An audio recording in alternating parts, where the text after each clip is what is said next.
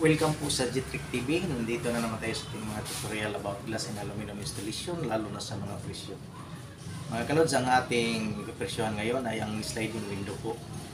Update po tayo sa sliding window.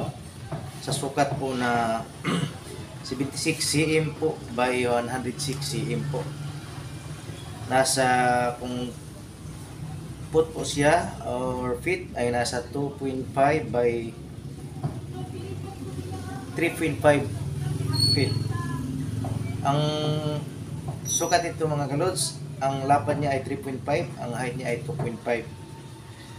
Sa sliding window po na tinted glass po. Kasama na po ang install nito mga kalods.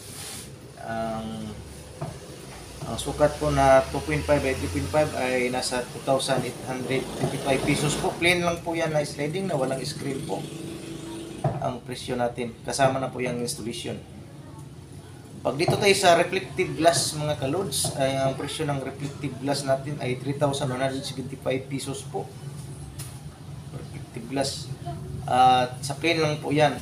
Dito na naman tayo sa tinted glass po mga kalods. Ang French type po yung may mga division po.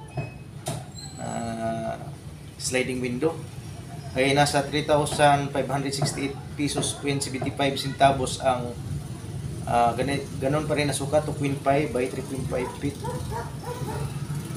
French type po yan mga kalods na tinted glass. Reflective glass po na French type mga kalods sa ganon pa rin na sukat ay nasa 3,918.75 pesos po.